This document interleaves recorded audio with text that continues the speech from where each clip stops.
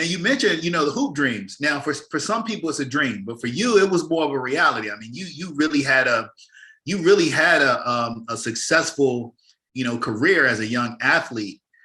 Tell me, let's talk a little bit about that, because I think that's important. Even showing how, you know, you and your father, you know, you went to work with him and you're looking at him from a business standpoint, but even how the sacrifices and the transitions that even kind of led you out to the West Coast. Yeah. Or from the West Coast, Louisiana, then back to the West Coast. Right. Right. And great question. And I'll say this. When I speak to young people, which is a passion of mine, right, I always tell them, man, put yourself in position to give you options. Yeah. And so basketball really gave me options. Really. That's really what it did. Because going back to that, man, I owe so much to my mom and my dad because of the hoop dreams, you know, that's what got me to Vegas. Literally, we came out to visit Vegas at my God's parents and went to a camp at UNLV. Long story short, you know, got wind that, hey, you know, Vegas might be a good place and whatnot, got some buzz. And so I remember coming back off that vacation, man, sitting down with my parents and told them point blank, I want to go to Vegas. Vegas is the place I need to be. That's where the opportunity is going to be. And without batting an eye, man, my dad was like, okay, let's make it happen. So by the end of that summer, I was on a bus, a Greyhound bus, 15-year-old kid, put me on a Greyhound bus, leaving New Orleans, 2.5 days with only, and this is back with no cell phones now, you know, no cell phone, no pager. I think all I had was my backpack, suitcase, and the autobiography of Malcolm X. And that was it.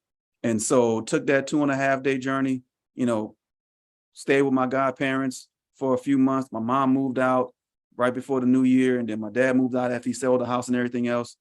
And it's been all you wrote since then. But going back to your point, talking about basketball, man, like that's what gave me options. You know, the ability to put a ball in the hoop and have some athleticism really gave me the option to say, okay, one, it paid for my school, you know. So when I left school, I didn't owe anybody anything, which was amazing. But then it allowed me to travel. You know, it allowed me to meet so many different people that even to this day, I'm still in connection with and I have good relationships with. So it's just one of those things where, again, it was just a weapon in my arsenal that allowed me to get to where I am today. So, you know, it's been a blessing. Yeah. Yeah. You know, I find that, you know, many times people who have, you know, athletic backgrounds, particularly if it's competitive, you know, they go into business and particularly even in this industry, right, they end up doing very well. What are some of the things that you feel like your background in athletics translated for success for you in this business? Discipline. The ability to self-manage, the ability to work with others, obviously, but then that whole, you know, I think team in sports breeds leaderships and breeds leaders, you know, and so and just that desire. And anybody that plays sports or done anything, man, like, you know, sometimes you don't want to get up and go to practice. Right. You know, sometimes your body hurts. But then again, being in insurance or being an agency owner, especially, I didn't want to get up every day and go to work, but I had to, you know, and I saw a bigger picture, and you sacrifice for the greater good and that whole goal planning and things of that nature. So I just think a lot of things that are just synonymous with sports that maybe goes beyond what's on the field or the court really puts a lot of good tools into you to breed for just a really good, decent person in the workforce, if that makes sense. Yeah. Yeah.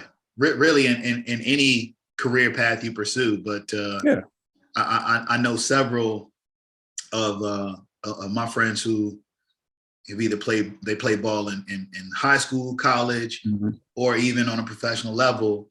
And when they enter this industry, they always end up doing very well. Yeah. You know, because it's a different kind of work ethic, you know, and as you mentioned, like a different kind of discipline that they're bringing to the table, you know. And then plus you gotta be a little competitive too. And the competitive spirit, right? Competitive nature. Yes, absolutely. That competitive nature, you know, don't count that out, man. Like I say, just the ability and the fact to say, you know what, I'm gonna bet on myself. and I'm gonna motivate myself. That's a huge key component. Yeah, absolutely. Absolutely. So let's talk about that journey, right? Because you were thinking that, hey, I'm going to be playing ball. You ended up going to school for business. You're working at enterprise. Kind of take me through that, from your basketball career into saying, hey, okay, I'm going to school, majoring in business. I'm going to go into business, not my father's business, into business. And then how did you end up getting to the industry? How did you end up getting to the insurance industry? All right, I'm gonna try to make that one short. But no, so like all things, graduated high school, got a scholarship to Colorado Mesa University in Grand Junction, Colorado, to play ball and go to an athletic and academic scholarship. Wound up getting an injury. Same year I got injured was the same year that the coach that recruited me decided to retire. And so, when you see the writing on the wall that when they start recruiting at your position, and you're like, hold on, like, this guy played the same, okay, writing on the wall. So I remember, man, the summer of my third year, my dad came back out to get me. We're driving back to Vegas. And I literally turned to him, I said, I think I'm done. I don't think I'm going back. And my dad always told me something. He said, if you lose the love for the game, stop playing. Don't ever not do it if you don't love it anymore. And I said, you know what? I still love the game, but not at that level to quote unquote sacrifice or do whatever the case may be. So, didn't question me. Man, I enrolled at UNLV, to your point, taking business management courses. And at that time, I was trying to figure out what I was going to do with my life. Have started working with enterprise, did a little management trainee program there. Didn't really, it fit, but didn't really fit. And so my dad had a small agency, and he was like, well, just come work in the agency. I'm like, okay, well, I can do that. And I tell people all the time, I was literally the quintessential office grunt. I was the young kid. I was going to school at night, working during the day. And I was the kid that was cleaning the office on Saturdays. For those the trash cans. Right. All that good stuff. For all my insurance old school people, he had a personal lines agency that was primarily Hispanic at the time. And I was in oh my gosh, man, it was a room the size of a closet. I think about it now, with shag green carpet. I remember it like it was yesterday, with one window with bars on it. But I was in that room filing deck pages. And for anyone that knows my Hispanic brothers and sisters, that's multiple last names. So I was filing deck pages with multiple last names. And I think that's half how I learned how to speak a little bit of Spanish, because just reading last names and things of that nature. But yeah, go and get the mail, doing little different runs. But then slowly but surely, I started doing more accounting stuff. So he said, hey, if you're going to stick into it, man, do the accounting work. It's okay, fine. I'll do that, no problem. More back office stuff. Did all that stuff. Graduated from UNLV, and then shortly thereafter, he's still hanging around. He's like, well, you know what? If you're going to hang around here, go ahead and get your P&C license while you're young, while you're fresh. Just go ahead and do it. And it was literally fresh off me graduating from college. And I'm like, okay, what the heck? Self-studied, took all the classes, got my P&C license. Boom. Okay, hey, yep, good. Didn't really do much with it. Hung it in the office. Bah. 6 months later, 6 months at the most, hey, you say you're hanging around, go ahead and get your life and health license. You'll be well-rounded. And I think this is how he got me. He said, once you get it, they can never take it away from you. So I'm like, sure, okay, no biggie. So self-study, got the life and health license. By that time, he had moved and got another agency, and partnered up with another gentleman. The minute I got my life and health license, Rod, he tells me, you know what, our agency, we're starting a benefits division and you're going to run it. And I had the same face. So I'm thinking, what? Yep. And so again, started learning life and health, the individual policies, group policies. Within 6 months or so, we landed one of our biggest cases with a local city, a municipality in Vegas. And man, I learned the employee benefit space, baptism by fire. But I fell in love with it. Literally just fell in love with it. And from there, just started to grow, just started to move. And I will say this for all of your listeners, I know you said earlier that you have some people that maybe are new to the industry.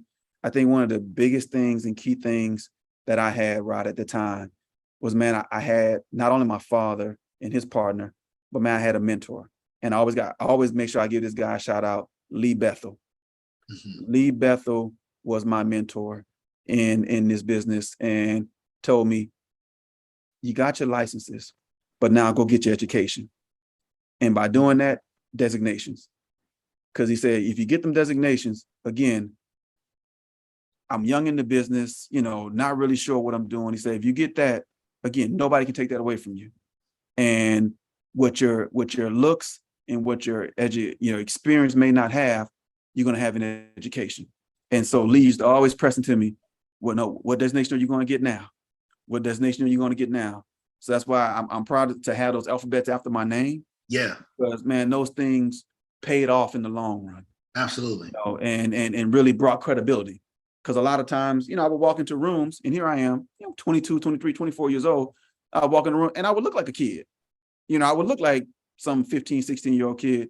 But when I spoke and I realized, and people realized, oh, no, this kid knows what he's talking about. And, and I had that planning, sports and all that other stuff. It just all came together naturally. Yeah, yeah. So you still are young, 20, you're still young, right? Right. And I'm 45 years old, 22 years in the business, man. But I had a guy tell me that. Matter of fact, I had a guy tell me that last week. He was like, man, you look like you're about 25, 30 years old. I'm like, I appreciate that. And I guess I'll appreciate it more when I'm 65. And I look right. But no. So, that education and having those letters behind your name, yeah. I think, one, it just shows, it proves to yourself that you're serious about the industry, but then to the people that are in the industry that know what the sacrifice you put into getting those letters behind your name, yeah, it brings credibility. Yeah, absolutely. And we haven't really, on the platform, we haven't really talked about designations yet, right? Like we've talked about, licensing, but actually I'd like to talk about that a minute. Talk to us about the designations that you hold right now. And if you could kind of break them out for us. Yeah, no worries. So I think the first one I got was my RHU, was a registered health underwriter. Okay. Designation. And again, that's just simply letting people know and showing the public and the community and everybody else know that, hey, I did some extra studying when it comes to healthcare and whatnot. And it's not just some simple little course where you take it in 3 hours and you're done. Correct. No, that was a whole course, like almost like a college semester, if you will. Yes. So, I did that. And then my next one was my EHBA, which was my EBHA, my Employee Benefits Health Advisor designation. And so that was sort of that was the next course as an extension of the RHU. And then I've done my CPIA, which is certified insurance professional. And that's more so of a sales course that I've done. And then I've also, and this one doesn't show up on as an alphabet, but I've participated in the Goldman Sachs 10,000 Small Business Program over at Babson College. And I did that that was a year program. Yeah. That really taught me more about business, marketing, all aspects of business. We had to go to Babson College twice that year to really, get with your cohorts and learn and listen. So I'm a big proponent, I've always has been, of just education. And 'cause I think you can never stop growing and developing. And in our industry, there are so many designations that you can be a part of, the CIC and different things of that nature. So like I said, again, I think whether your company pays for it or not, if you can scrap the pennies to put together and have the time to do it, especially if you get into the business early, I think that's the perfect time. You should do it. Get into it early, you do it, because to that point, my dad always said, once you get it, they can't take it back. Can't take it back. No, I'm glad that, you spoke to that, because, oftentimes I think that when people even look at our industry, I think when people look at our industry and they see the letters behind people's name, they get confused because they don't know what they mean, right? But also people who are entering the business, they kind of feel like it stops at the license, right? And they don't necessarily know that, oh man, there are different levels that you can attain from an educational standpoint. I love the quote that you shared. You got your license, now it's time to get your education. Yes. I